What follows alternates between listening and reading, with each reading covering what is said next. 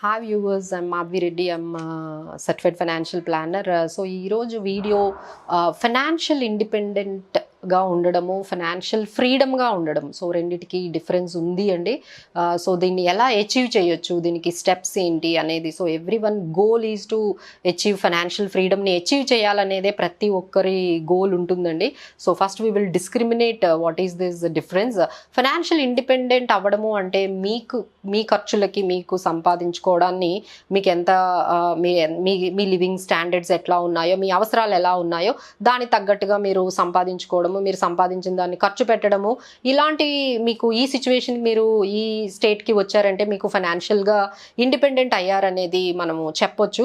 But next level ఏంటంటే మీరు సంపాదించకపోయినా, మీరు ఎర్న్ చేయకపోయినా ఆప్షన్, అంటే మీకు వర్క్ చేయడం అనేది ఒక ఆప్షన్గా పెట్టుకున్నప్పుడు అయినా స్టిల్ అదే స్టాండర్డ్స్ని మెయింటైన్ చేసి మీ లైఫ్ని అలానే మీరు లీడ్ చేయగలిగితే that is called financial freedom అండి. ఎందుకంటే ఎవరు కంటిన్యూస్గా ఫర్ ఎవర్ వర్క్ అయితే చేయలేరు. Every one wants to stop at one point and wanted to like enjoy their life, కొంచెం ప్రశాంతంగా ఉండాలి అనుకుంటారు. డైలీ ఇంత కష్టపడి వర్క్ చేస్తున్నారు కాబట్టి they wanted some relief permanently from this doing, taking the pressures for life long. So దీన్ని మనం ఎలా అచీవ్ చేయొచ్చు? So like there are how to take this steps.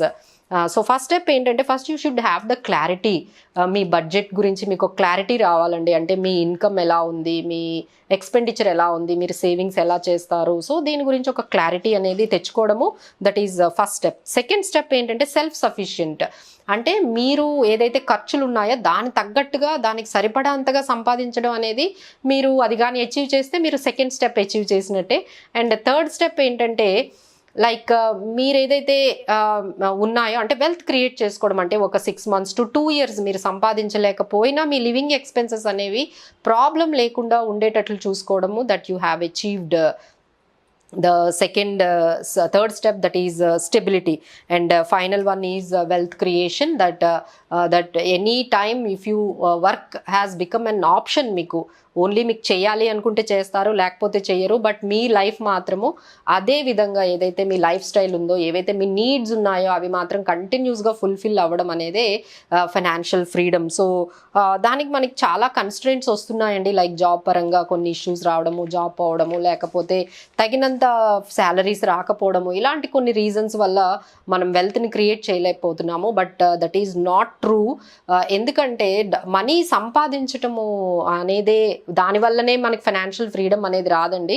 దాన్ని ఎలా మేనేజ్ చేస్తున్నాము అంటే సేవింగ్స్ గురించి, బడ్జెటింగ్ గురించి, ఇన్వెస్ట్మెంట్స్ గురించి ఎప్పుడైతే మీ యాటిట్యూడ్ మారుతుందో డెఫినెట్గా మనము ఫైనాన్షియల్ ఫ్రీడమ్ అనేది మనం వెళ్ళొచ్చు. సో మీరు ఎంత మంచి జాబ్ ప్రొఫైల్లో ఉన్నా, మీరు ఎంత ఎక్కువ సంపాదిస్తున్నా, వీటి మీద మీకు కమాండ్ కానీ, కంట్రోల్ కానీ, అవేర్నెస్ కానీ, like on this savings, investments, budgeting, వీటి మీద మీకు కంట్రోల్ రాకపోతే ఎప్పటికీ ఫైనాన్షియల్ ఫ్రీడమ్ అనేది రాదండి.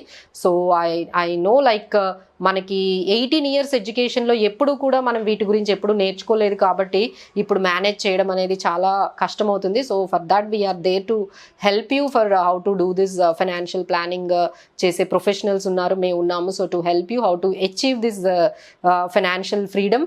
సో దీనికే మనం కొన్ని ప్యాసివ్ ఇన్కమ్స్ అనేవి క్రియేట్ చేసుకోవాలండి. అంటే మనం సంపాదించడం ఆగిపోయినా సంపాదన మాత్రం ఆగకూడదు. సో దానికి మనకి చాలామంది ఇప్పటికే స్టార్ట్ చేసి ఉంటారు.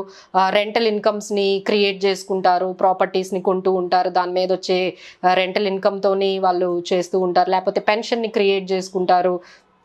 డివిడెండ్ స్టాక్స్ అనేవి ఆప్షన్స్ ఉన్నాయి, ఆర్ఈఐటీస్ ఆప్షన్స్ ఉన్నాయి, గ్రోత్ స్టాక్స్ ఉన్నాయి, and you have bonds, you have index funds, ఇలా చాలా చాలా ఆప్షన్స్ ఉన్నాయండి to create a passive income. అంటే మనం సంపాదించడం ఆపేసిన ఇన్కమ్ మాత్రం ఆగకుండా వచ్చే ఇలాంటి ఆప్షన్స్ని మనము క్రియేట్ చేసుకోవాలండి. So let's give in one example like and we will conclude this.